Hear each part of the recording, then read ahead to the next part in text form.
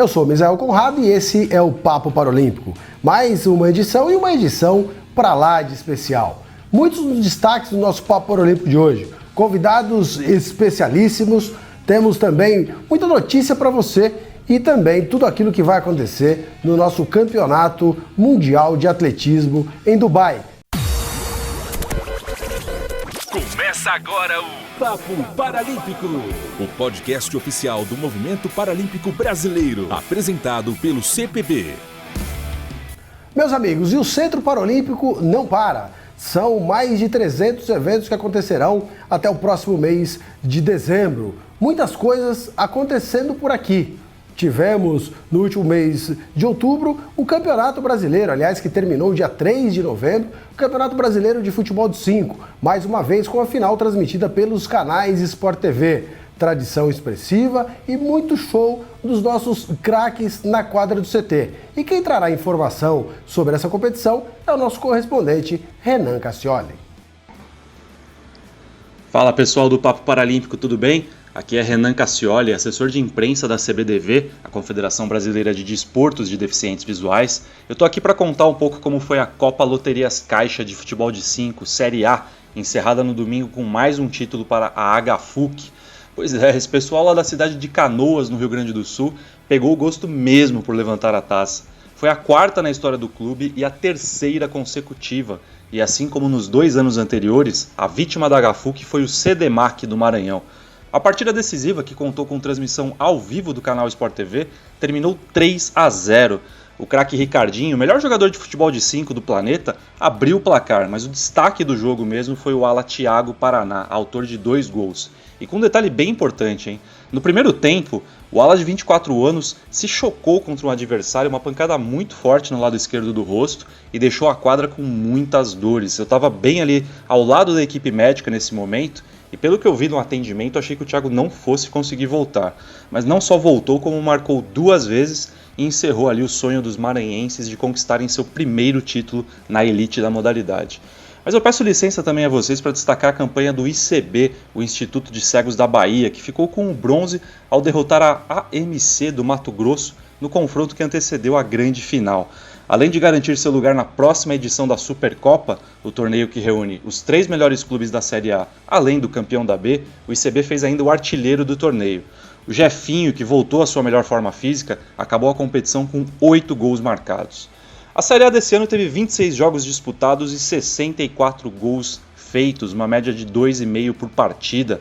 E a HFUC agora se juntou aos paraibanos da APACE, também tetracampeões do futebol de 5 nacional, contando aí todas as edições desde 1986. O ICB da Bahia é o maior ganhador da história, com 7 conquistas, seguido dos mineiros da AD Vibel com 5. Bom, galera, eu me despeço por aqui, agradecendo aos ouvintes e ao CPB, nosso parceiro nessa cobertura.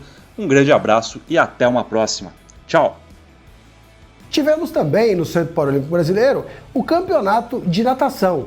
Após brilharem nas piscinas de Lima, nos Jogos Pan-Americanos e também nas piscinas de Londres, no Campeonato Mundial de Atletismo, os nossos principais atletas estiveram no CT. E por aqui muita coisa aconteceu. Um recorde mundial, 14 recordes brasileiros, além de um recorde das Américas. Os nossos medalhistas, Carol e Wendel, estiveram na competição e falam aí do que aconteceu em suas provas.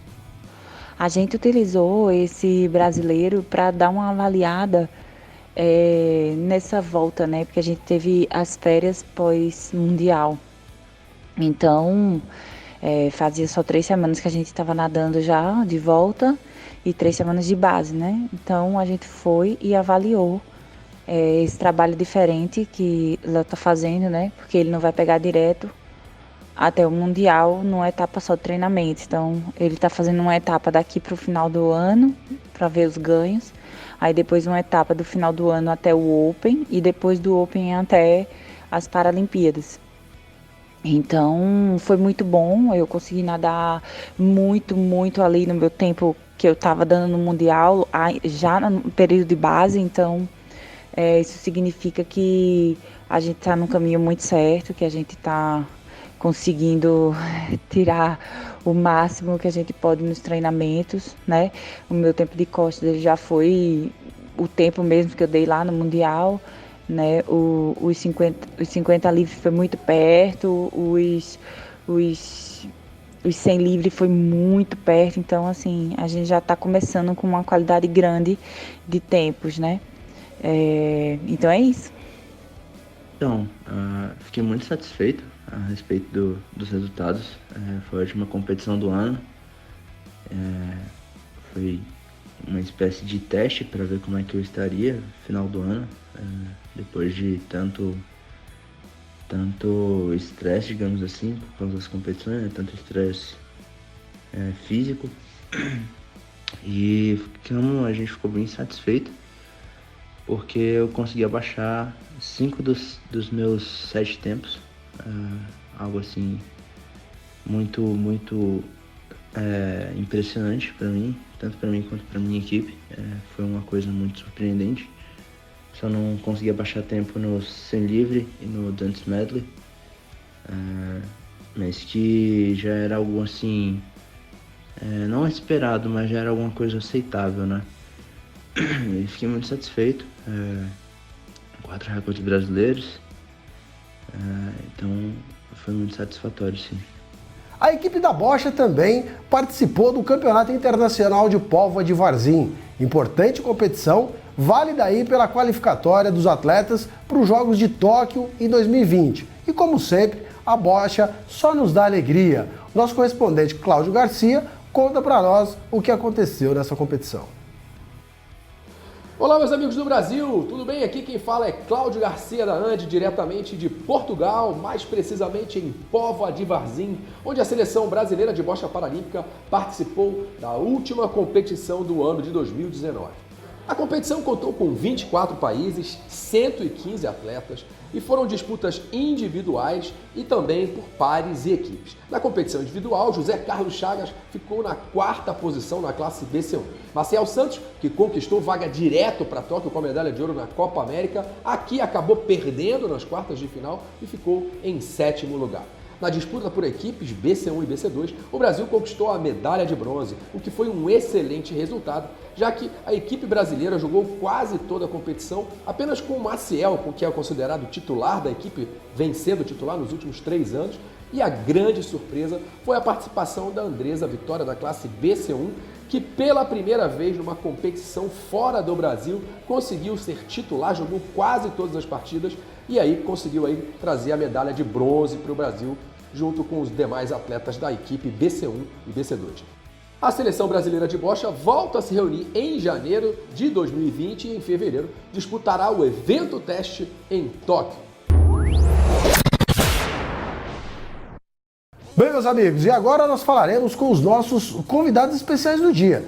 Antes de falar com os nossos convidados, eu quero aqui dar os créditos à produção do nosso Papo Paralímpico. Nosso Ivo Felipe, nosso Rafael Sena, hoje com as presenças especiais de Alexandre Peital, Bárbara Barros, o Nelson, que acompanha aqui o nosso podcast, o Daniel Brito também.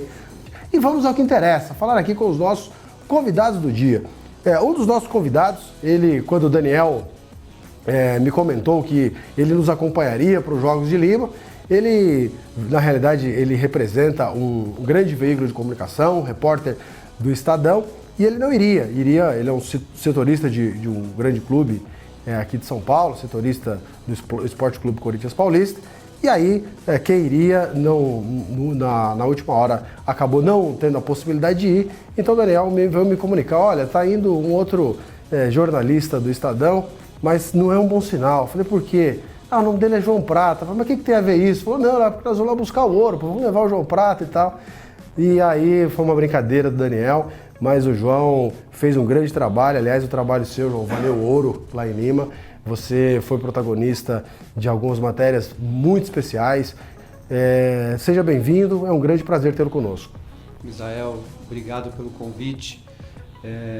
Eu também fui pego de surpresa no convite do Parapan, foi de última hora, até para conseguir a passagem, passaporte, ainda bem que o passaporte estava em dia, deu para ir.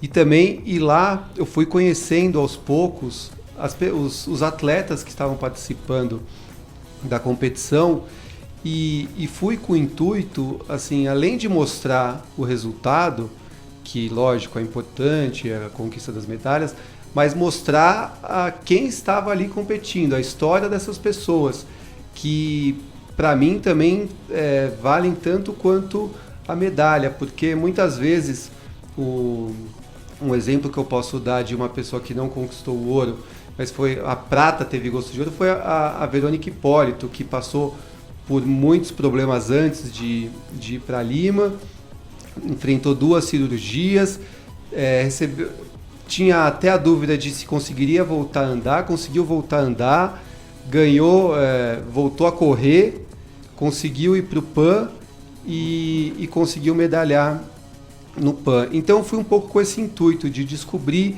histórias, descobrir personagens interessantes que tivessem assim uma história para contar além da medalha. Com a Edênia foi um pouco isso, eu estava pesquisando, estava olhando ali, estava naquele momento da natação, porque ali em Lima a gente ficava circulando por todos os lugares e tinham arenas que eram muito distantes uma das outras, né? Era complicado. Aquele dia eu estava na natação, estava conversando com as pessoas, daí estava a Edênia assistindo as competições, não era um dia dela nadar, e daí fui conversando com ela, uma conversa informal assim, mas ela sabia que ia virar uma reportagem, e ela foi contando o posicionamento dela fora quando ela não está competindo, e que daí ela falou de muitos assuntos que realmente são tabus, especialmente no esporte. No futebol, que é onde eu cubro mais, assim, ninguém fala sobre homossexualismo, enfim, e ela tocou nesse assunto, mas tocou de uma maneira, não foi assim para escancarar uma coisa, foi de uma maneira sutil que ela falou da posição dela, e que eu tive um cuidado enorme na hora de escrever, para também não parecer que fosse algo sensacionalista. Então, esse eu acho que foi uma das grandes histórias que eu consegui contar em Lima. A outra de Yeltsin já foi de uma maneira um pouco diferente, que foi por acaso que eu estava assistindo a competição no atletismo e, de repente, eu acompanhando a prova do Yeltsin, notei aqui que no final o Yeltsin estava na frente do guia dele, e o guia parecia não estar muito bem. Na hora que cruzou a linha de chegada, ele caiu. E daí, quando ele caiu, eu fiquei assim meio até estático. Nem peguei o celular para filmar, fiquei meio assim paralisado para ver o que estava acontecendo. E o Yeltsin ajudou ele a se levantar e colocou ele na cadeira de roda. Aquilo para mim foi muito simbólico, né? Porque o atleta guia estava ali na teoria para ajudar o Yeltsin, né? E aconteceu o contrário. E depois eu desci rápido ali na zona mista, conversei com os dois, e foi também uma outra grande história que eu pude contar nesse Parapan. E realmente nos comoveu a todos, foi um momento bem especial do Parapan. E como eu disse, João, você retratou como ninguém. Vale destacar que o João é sobrinho do grande Mário Prata, que aliás muitos conhecem, fez muita história e contou muita história interessante aí para todos nós. Temos também um outro convidado muito especial, Johansson Nascimento. Esse já é conhecido por muita gente, uma figurinha carimbada do esporte paralímpico, super campeão. Eu tive a felicidade de acompanhar várias competições do IO aí pelos diversos cantos do mundo, especialmente lá em Londres. Acho que foi um torneio bastante especial para todo o Brasil, e o IO foi um dos grandes protagonistas lá. IO, seja muito bem-vindo, é uma grande honra, como sempre, recebê-lo aqui. E eu já queria que você iniciasse falando sobre a expectativa para essa grande competição que é o Campeonato Mundial de Atletismo. Oi pessoal, tudo bem? E falando, né, Michel, que também fomos da mesma delegação em Pequim. Exatamente. Não só como tive do seu lado como atleta, como vice-presidente, como presidente agora. E eu aí na jornada, já é meu 6º campeonato mundial. E o importante é que continua jovem, né? Isso, com certeza, apesar da idade, que eu não vou falar que eu tenho 32 anos, vou deixar aí vocês descobrirem. Mas manter sempre o coração jovem e aquele espírito de estar indo para minha primeira competição. Muitas pessoas me perguntam ou acham que pelo fato de já ser tantas e tantas competições, se não dá aquele friozinho na barriga, pode ter certeza que esse friozinho continua, que essa vontade de treinar sempre vai continuar para estar melhorando ainda mais meus resultados. Espero aí estar colecionando mais medalhas, já são 10 ao total nos últimos 5 campeonatos mundiais. Quem sabe eu estou aumentando esse número de medalhas na minha volta aqui para o Brasil. Oi, ó, você vai correr os 100 e os 400 metros agora no Campeonato Mundial. A última vez que eu me lembro de você ter corrido os 400 metros foi em Londres, em 2012, se não me falha a memória. Exato. Eu queria saber de você qual a expectativa para esses 400 e por que a decisão de voltar a correr 400 metros. É uma pergunta que até eu me faço, viu, Misael? Porque eu não vou mentir aqui para vocês que não é uma prova que eu goste de correr, mas eu sei que eu corro bem. Uma das provas foi porque da última vez que eu voltei do Parapan-Americano, no dia que eu encerrei minha prova, e foi muito sem graça para mim o Parapan porque eu só competi em uma prova. E eu sempre acostumado a ir para as competições, estar correndo, já cheguei a correr 4 provas em uma mesma competição. E fui lá para Lima, no Peru, fiz só uma prova, ganhei uma medalha de prata, mas parece que fica faltando aquela adrenalina de estar indo para a pista todos os dias, competindo, correndo. E foi uma decisão que eu tomei com meu treinador. Cruzei a linha de chegada, a primeira coisa que eu falei para o Amauri foi: professor, eu quero correr o Mundial, 2 provas, os 100 metros e o 400. Aí ele disse, tá certo. Aí eu tive um mês aí para me preparar, porque eu não tinha nenhuma marca. E treinei um mês para essa prova, focado na prova, e já consegui fazer a melhor marca da minha vida. Corri 49 segundos e 20. Já me deixou em segundo colocado no ranking mundial. Agora, ó, só um parênteses aqui. O Brasil está indo com 43 atletas para esse Mundial.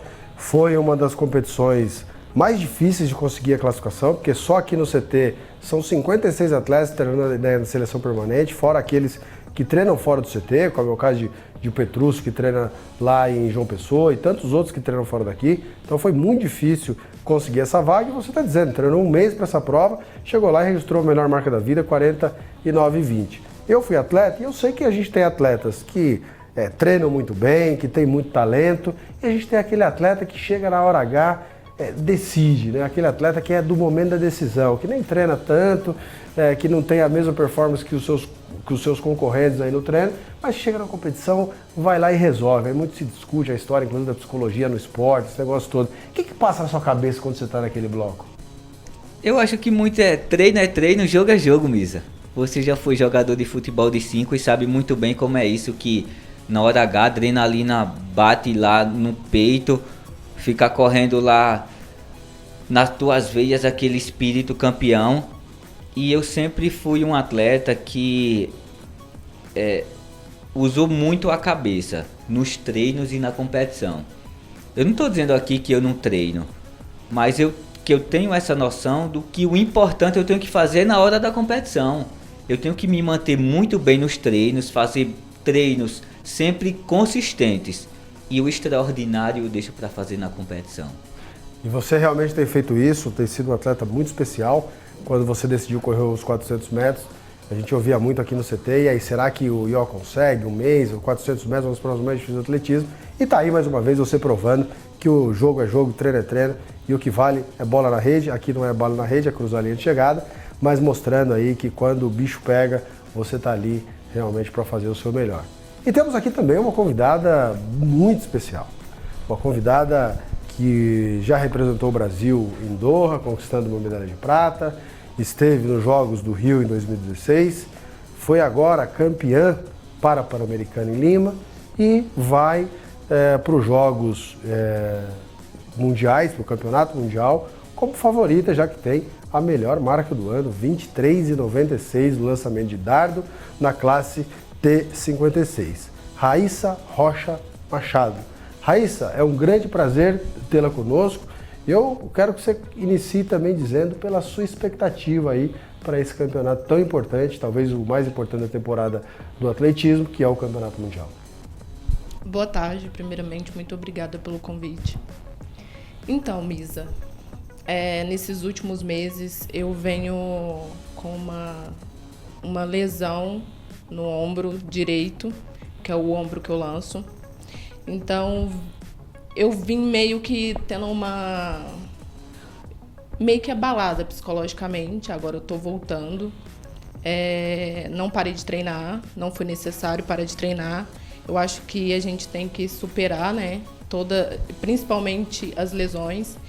Então, a minha expectativa para esse Mundial é entrar na prova com a cabeça bem, com o corpo bem, sem dor, porque eu tô convivendo com a dor, então eu preferi treinar com ela para me acostumar e fazer o meu melhor, lutar até o final. Agora, Raíssa, você registrou em 2016 18,57, se a memória não me falha, no lançamento do dardo. E agora, em abril, aqui no CT, você lançou 23,96. São 5 metros e alguns centímetros de evolução em um período aí de 3 anos. O que mudou na sua preparação? A que se deve uma evolução tão impressionante como a sua nos últimos 3 anos?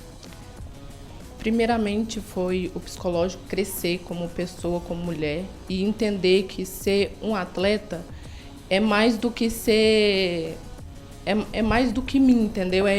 Tem que evoluir sempre. E depois que eu vim para cá pro CT, comecei a treinar com o João Paulo. Não é desmerecendo o meu treinador, porque sem ele também eu não estaria aqui. Porque depois do Rio, que foi... Não foi uma das melhores competições que eu tive, mas foi uma competição muito difícil para mim, psicologicamente. Eu não estava bem, então eu poderia ter feito melhor naquela competição, mas foi além de mim. Eu perdi para mim mesma, não para minhas competidoras, mas para mim mesma. Então eu queria desistir do atletismo, eu não queria mais. E meu ex-treinador... Ele pegou e falou: Raíssa, vamos, você nasceu para isso, você nasceu para ser lançadora, você nasceu para ser atleta, vamos. Eu não quero, até que ele insistiu muito e aí eu comecei a treinar novamente. No período, eu nem vim competir, não competi mais em 2016. Quando foi em 2017, eu comecei a treinar. No final de 2017, eu vim para a competição por tudo ou nada.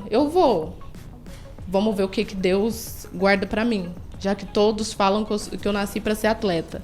Fiz a melhor marca da minha vida naquele momento, foi 21,11 centímetros, bati o recorde brasileiro. Não vim para fazer essa marca, eu vim para fazer 20 metros. Então me surpreendi comigo mesma naquele momento. E aí o Ricardo, no final do ano, o Ricardo me ligou e falou: Raíssa, você quer vir para São Paulo, quer vir treinar aqui? Eu falei assim, é para minha evolução, é para o meu bem, eu vou sim, como atleta eu quero ir. Não pensei 2 vezes, falei com o meu treinador, ele falou: Raíssa, se for o melhor, vai. E quando eu fiquei sabendo que eu ia treinar com o João Paulo, eu não pensei, nem pensei, eu só falei, eu vou. E eu acredito muito no trabalho. Só para os nossos ouvintes saberem de quem é o João Paulo. João Paulo é o técnico nacional do lançamento de peso, é um dos maiores profissionais, maiores conhecedores do lançamento no Brasil e é técnico da seleção olímpica e da seleção paralímpica. E aí, quando eu fiquei sabendo que era o João Paulo, eu falei, cara, eu quero ir. E vim. Vim sozinha, sem minha família, nunca tinha saído de perto da minha mãe. E vi a cara para bater e falei, vou. Minha mãe, vai. Vai que o mundo é seu agora nesse momento, vai, conquista o que você tem para conquistar. Cheguei aqui muito tímida ainda, conversei muito com o Ió me ajudou muito. Até em termos Fala pouco, Ió, né?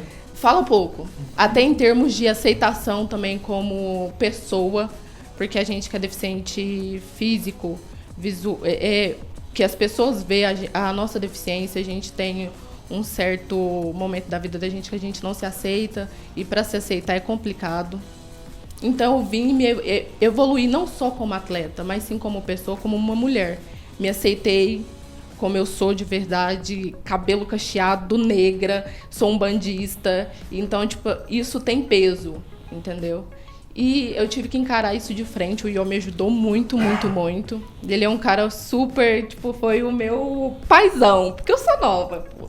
Sou nova, tenho 23 anos. Não, você não é velho, mas você é experiente. E isso me ajudou muito. Então, quando você tá bem psicologicamente, você se aceita, é muito mais fácil você evoluir como atleta. E o João Paulo é um paizão também, sempre me ajudou, sempre... Quando eu tô, João Paulo, eu não consigo, ele, você consegue, eu acredito em você. Então, quando eu não acredito mais em mim, ele acredita. E esse momento, eu acho que, eu fico falando que Deus está me testando, porque nesse momento, eu saí da competição do brasileiro, senti meu ombro, eu estava custando a empurrar a cadeira, comecei a tratar, fiz todos os exames para ver o que era, deu uma tendinopatia, mas eu falei assim, cara, eu tenho que lutar. É agora que eu tenho que ultrapassar os meus limites. Porque você treinar firme, você tá ali bem, é você treinar para sua prova, para sua competição. Mas a gente é o atleta paralímpico que é além dos limites. Então esse foi muito mais além dos meus limites. Eu treinar com dor, eu não respeitei, eu acho que no momento que eu vi que meu corpo estava fadigado, eu não respeitei aquele momento. Não foi como o Ió, que sabe o limite dele, ele treina, mas quando ele não tá bem, ele fala, hoje eu não vou forçar. E eu não, eu sou nova, tenho que aprender muito ainda com o Ió, com certeza, porque o Ió ainda vai ajudar a gente, vai correr muito e vai me ajudar muito nessa parte, com certeza. Realmente, o esporte é uma ferramenta importante para a inclusão, como diz bem a Raíssa, ele contribui demais com a evolução do indivíduo, além de se desenvolver como atleta. Certamente aqui o esporte constrói muita cidadania e inclui muita gente na sociedade. Para falar em inclusão, João, você naturalmente interage com os seus leitores, principalmente porque o futebol é um meio onde as pessoas são apaixonadas. Né? Tem muita gente que acompanha o futebol diariamente e que te lê todos os dias. Né? Você, principalmente como setorista de um grande clube, né, que atualmente, aliás, não tem tido muitos bons resultados. Né? A sorte não está rondando ali as bandas do Parque São Jorge, mas uma torcida apaixonada que interage muito. Qual a diferença que você sentiu na interação das pessoas com você quando você atuou no Parapan e quando você atua normalmente no futebol? Isso é uma coisa que me chamou a atenção, primeiro, na relação com os atletas. No futebol, não sei se porque hoje os clubes têm nas redes sociais milhões de seguidores, os atletas, treinadores, dirigentes, eles estão se afastando cada vez mais dos jornalistas. Então, para você conseguir falar com o jogador, para você conseguir ouvir um dirigente, você tem que ficar batalhando isso por uma semana, às vezes meses até para conseguir uma entrevista, e muitas vezes vem uma notinha oficial. Em Lima, assim, me surpreendeu como os atletas estão próximos e como os atletas são mais verdadeiros na fala, assim, porque nos jogadores de futebol você vê muito media training ali, o jogador falando o básico que todo mundo fala, você pode entrevistar A, B ou C, o discurso vai ser o mesmo. E no Paralímpico eu vi que as histórias são mais únicas e são mais verdadeiras. Assim, você vai, conversa com um atleta ali no atletismo, é uma história que ele termina todos, assim, uma coisa interessante foi que quase sempre a história termina de uma maneira meio emocionante, assim, porque o atleta, ao lembrar da trajetória e do que ele passou para chegar até ali, acaba se emocionando. A Raíssa falou agora da trajetória dela um pouco também, das dificuldades que enfrentou, da dificuldade que é se aceitar também com um problema físico numa sociedade que, assim, eu acho que tem evoluído nessa questão, mas ainda está longe de chegar no ideal, assim, para quem é cadeirante, para quem é amputado. Então eu acho que fazer essa cobertura, assim, para mim foi muito bom, porque eu voltei a falar diretamente com o atleta e voltei a ouvir histórias que te dá vontade de contar. Assim, porque no futebol muitas vezes estou feliz pelos 3 pontos, temos que lamentar pela vitória que não veio, vamos buscar a vitória, sabe? Ficar muito nesse palco, você fala, pô, o que eu escrevo disso? O que eu tiro disso? É muito pouco. No Paralímpico eu vejo cada vez mais, é mais interessante de cobrir, e eu acho que o público percebe isso, porque cada videozinho que eu botava nas redes sociais, o Estadão compartilhava, ganhava centenas de compartilhamentos, de curtidas, de interações, porque você vê que o público está interessado no que ele sente que é verdade. E eu acho que em Lima, o que o pessoal lá da redação gostou e o que o público interagiu foi isso, que eles viram verdade nas respostas e nas histórias dos atletas. Legal, esse é o Papo Paralímpico, aqui recebendo 3 personalidades do esporte. O João Prata, que é correspondente do Estadão, estará inclusive trazendo todas as informações sobre o Campeonato Mundial para os leitores do Estadão. Mais uma vez, o João levará sua sorte, né, para os nossos atletas, que certamente nos orgulharão muito, mais uma vez mais, nesse Campeonato Mundial. Estou aqui com a revista Glamour e aqui diz o seguinte: eu não gostava de esportes e hoje quero ser a melhor do mundo. Raíssa, explica pra gente essa frase. Eu não vou mentir, eu não gostava mesmo. Eu não gostava, não. Eu queria ser uma Daiana dos Santos. Eu pedi pra minha mãe para me amputar minhas pernas quando eu vi o Alan Fonteles na televisão, só pra mim ser uma Daiana dos Santos, dar mortais, fazer ginástica, eu sempre quis. Mas o destino me levou para outro lugar. E o primeiro implemento que eu peguei foi o dardo. Não é à toa que todo mundo me chama de guerreira, né? Eu acho que eu sou. E hoje eu quero ser, hoje não, eu acho que desde quando eu entrei no esporte, que eu me entendi como esse atleta, o meu objetivo é quebrar o recorde mundial, sim, e deixar um pouquinho mais... Falta pouco. Falta pouco. O recorde mundial é 24:03. Já tem 10 anos que tem esse recorde. É impossível que eu não vou quebrar. 9 centímetros. Vou quebrar. Raíssa, certamente esse recorde virá na próxima semana. E como sua mãe disse, o mundo é seu. Na próxima semana, ele de fato o será. E você dizendo essa história aqui também conta da sua trajetória como modelo.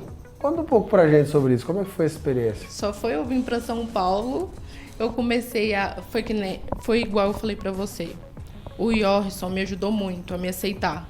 Quando ele falou assim, investe um pouquinho em você, sai um pouquinho, mostra sua beleza, porque você é linda. Incentivando os atletas a irem pra balada. Incentivou. Não pra balada, mas a ser feliz.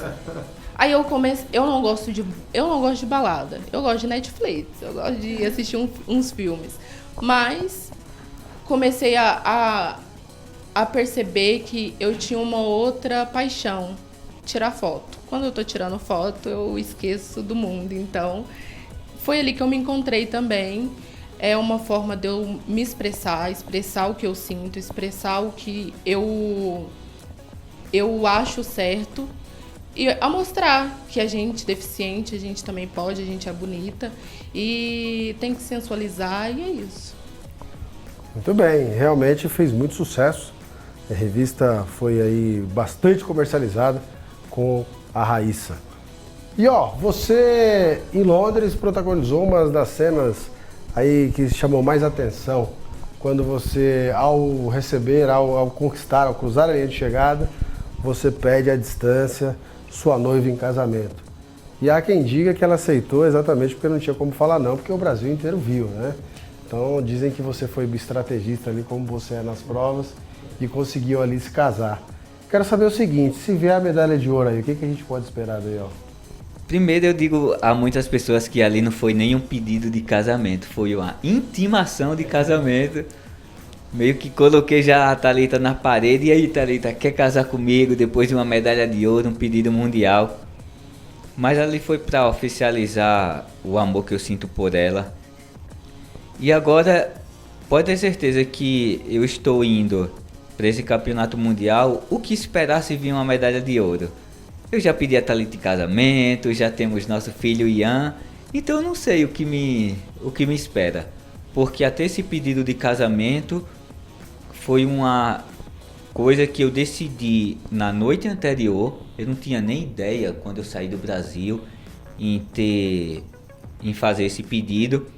Aí eu decidi escrever lá um bilhetinho, vou pedir a Thalita em casamento, deu certo, ganhei a medalha de ouro, me casei. Mas eu quero muito estar indo para essa competição, estar fazendo o meu melhor resultado, para estar oferecendo, independente da cor da medalha, mas eu quero todas as medalhas a partir de hoje, estar sempre oferecendo para toda a minha família e para o meu filho Ian. E ó, todo mundo quando assiste vocês conquistando as medalhas, e ali 100 metros, né, são menos de 11 segundos, então é tranquilo isso, né, 11 segundos você tem ali o resultado e tal, mas só vocês sabem o sacrifício que é para chegar e conseguir fazer os 100 metros em menos de 11 segundos e conseguir aí estar entre os melhores do mundo. E você é uma pessoa predestinada e obstinada aí pelas vitórias, né? Você me contava alguns dias, eu não sei se você quer contar, se você pode contar nesse instante, mas o que você pretende, qual a sua estratégia já para brigar por essa medalha em Tóquio? Se você quiser contar, fica à vontade, porque eu acho que é um grande exemplo para as pessoas perceberem que não existe nada na vida que não exija, que seja importante e que não exija sacrifício. Então, sem dúvida, o sacrifício é enorme. O atleta não é só vir para a pista de atletismo. Se fosse isso, eu estava feito na vida. Ainda vou deixar um pouquinho em segredo, Misael, da conversa que eu tive com você, para não estar fazendo, não é nem muito alarde, mas para deixar quietinho essa história.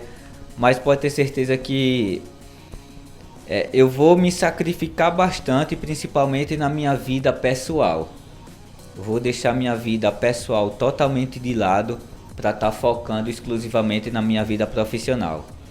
Eu sei o quanto é difícil o atleta conquistar uma medalha de ouro em uma Paralimpíada. Eu já fui feliz em um momento da minha vida, que foi em 2012, conquistando minha primeira medalha de ouro. Já tenho 6 medalhas paralímpicas no total. E eu sei o quanto eu tenho que me dedicar, eu sei o quanto eu tenho que treinar para estar conquistando mais uma medalha de ouro. Pode ter certeza que não vai ser uma medalha fácil, mas você pode ter toda a certeza do mundo que eu darei meu 100% todos os dias até chegar em Tóquio. Eu quero estar chegando bem, lógico que com os pés no chão, mas com a confiança lá em cima, sabendo que eu estarei preparado para brigar por mais uma medalha de ouro. Não tenho dúvida disso, nós não temos dúvida disso, sabemos do seu comprometimento e da sua capacidade de decisão, que aliás é algo que não é comum, tanto que numa prova só um ganha, né? Vários outros acabam ficando na sequência. Mas nós conhecemos a sua capacidade, a sua determinação e a sua obstinação. E quando você nos autorizar, nós traremos aqui para os nossos ouvintes aí qual será a estratégia do IO para buscar esse ouro que está lá do outro lado do mundo esperando por ele. Agora, João, você disse que conheceu o esporte paralímpico, obviamente mais de perto, lá nos Jogos de Lima. É do jeito que você pensava? Assim, como eu disse, a proximidade com os atletas e te dá uma possibilidade muito maior de fazer matérias, de contar histórias diferentes. Isso me surpreendeu. Assim, eu já acompanho o esporte paralímpico desde 2008, 2009, quando começaram teve problema com reclassificação de atleta brasileiro, eu comecei a me interessar. Mas assim, nunca tive a oportunidade de cobrir uma competição como foi em Lima. E em Lima foi interessante isso, dessa proximidade dos atletas e de assim, para onde você vai, para qualquer esporte que você vai voltar com uma matéria legal, com uma matéria curiosa, com uma matéria interessante. E qual a sua expectativa? Perguntei para o Ió, para a Raíssa, e você que vai ali informar o Brasil e traduzir ali o seu sentimento daquilo que você vai ver nas pistas aqui e no campo aqui do estádio de Dubai e transportando isso para o seu público, para os seus leitores. Qual a sua expectativa para esse campeonato? A minha expectativa, assim, eu acho que é um grande teste para Tóquio, né? Assim, o Parapan em Lima foi uma festa de ouro ali, todos os recordes do Brasil em número de medalhas, em pódios, enfim.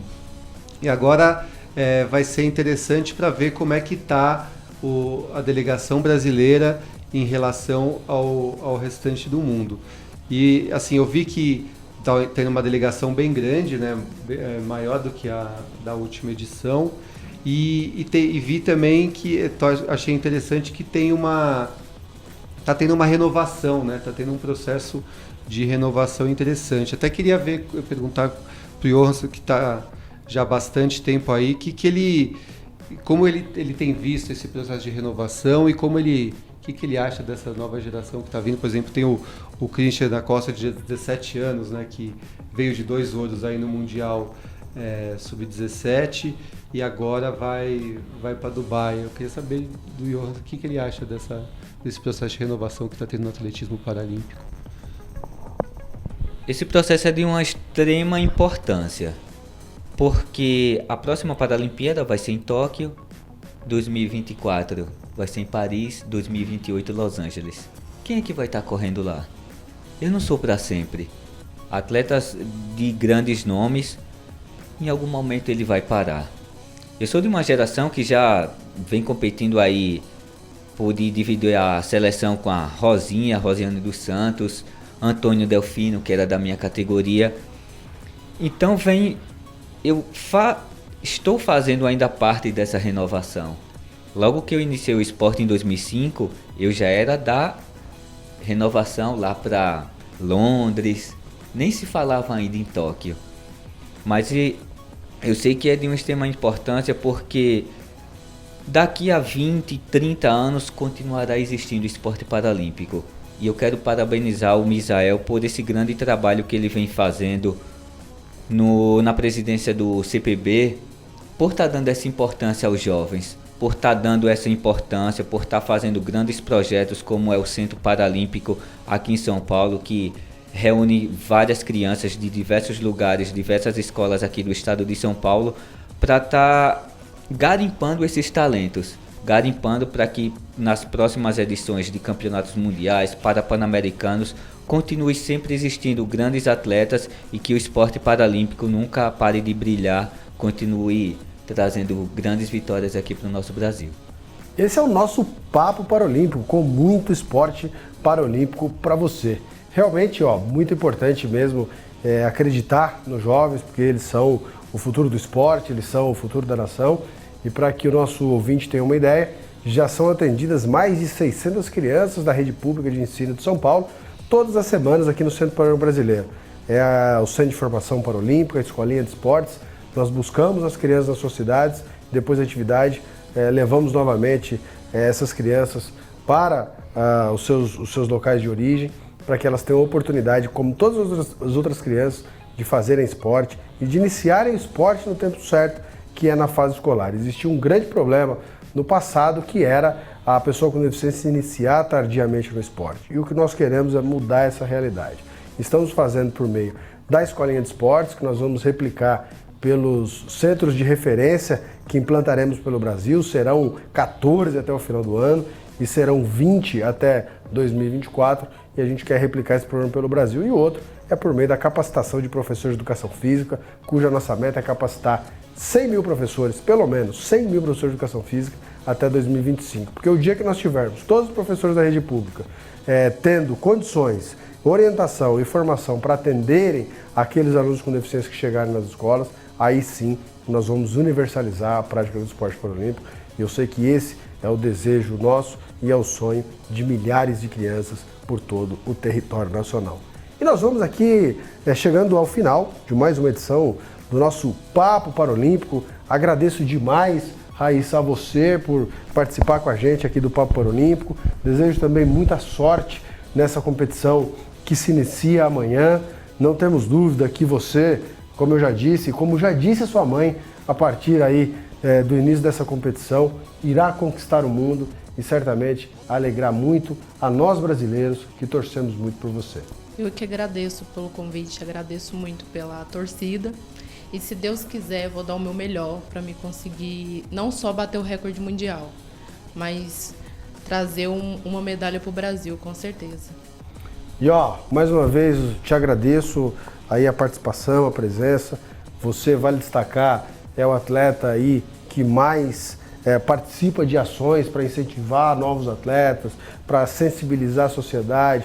Sempre que se precisa de um atleta para fazer uma palestra e essa palestra é importante, é só chamar o Ió, se tiver alguma recompensa excelente, se não tiver o prazer de contribuir, eu sei que já é algo que te satisfaz bastante e você nunca deixou de fazer uma participação em um evento importante, um evento que fosse contribuir com uma pessoa com deficiência ou mesmo com a sociedade, estudantes, enfim, com quem quer que seja, por uma condição ou outra que você tivesse ou não para participar daquele evento. Então, mais uma vez, te agradeço, te desejo muita sorte, você sabe que conta muito com a nossa torcida, todos nós torcemos muito por você, o Brasil torce por você e a gente está na expectativa. Espero que você consiga aí ter bastante criatividade para superar Londres aí e nos surpreender depois da medalha de ouro, que se Deus quiser virá. Com certeza, eu quero agradecer a oportunidade de estar contando mais uma vez aqui nossa trajetória no esporte e todos vocês que estão nos escutando agora, pode ter certeza que toda a delegação brasileira está extremamente preparada para estar trazendo grandes vitórias. Acompanhem, torçam bastante que eu não tenho dúvidas que vai chover medalhas para o Brasil. João, muito obrigado pela participação, te agradeço muito aí pelo engajamento ao nosso projeto, pela cobertura que você fez em Lima, que foi realmente extraordinária. Muita gente acompanhando suas publicações, lendo suas matérias e, como eu disse, você conseguiu traduzir de uma maneira muito importante, você foi muito feliz ao traduzir a sua emoção nas palavras que você trouxe para o público brasileiro e contribuiu muito para que as pessoas conhecessem mais do esporte paralímpico, para que as pessoas entendessem que por trás de grandes atletas temos grandes cidadãos, temos grandes pessoas, temos grandes exemplos que podem inspirar toda uma sociedade. Muito obrigado pela sua presença. Eu que agradeço os elogios, todos esses elogios. Foi uma experiência única na minha vida ter feito essa cobertura em Lima. Espero agora em Dubai conseguir contar grandes histórias e que eu vou continuar assinando João Prata e espero que os atletas sejam ouro aí no Mundial em Dubai. Exatamente, contrariando o nosso Daniel Brito, que realmente ficou preocupado pelo Estadão estar mandando um repórter de prata e não de ouro, mas felizmente a gente viu que o repórter é de ouro e realmente trouxe também muita sorte para os ouros da delegação dourada do Brasil que brilhou na cidade de Lima. Esse foi mais uma edição do nosso Papo Paralímpico, com pessoas especiais. Raíssa contando aqui a sua história, trazendo sua expectativa. A Raíssa, como eu disse, registrou ali 18 metros e 57 no seu lançamento no Rio de Janeiro e já 23,96 em abril aqui em São Paulo. Faltam apenas, eu falei 9, mas são 8 centímetros para o recorde mundial. E quem sabe no próximo podcast nós estaremos aqui anunciando o recorde mundial e a medalha de ouro que ela conquistará no campeonato que começa amanhã. E que esteve aqui também abrilhantando o nosso Papo Paralímpico, e sempre disponível e sempre bastante inspirador. E o nosso João Prata, que trouxe muita informação dos Jogos de Lima, trará do Campeonato Mundial e certamente atravessará o mundo para noticiar as medalhas de ouro do Brasil lá na terra do sol nascente. E nós voltaremos no próximo Papo Paralímpico, batendo muito papo e trazendo muita informação para você. Este foi mais um episódio do Papo Paralímpico. Acompanhe nossas redes sociais, @OCPBOficial no Instagram, @CPBOficial no Twitter e Comitê Paralímpico Brasileiro no Facebook, além do nosso site www.cpb.org.br. Até a próxima!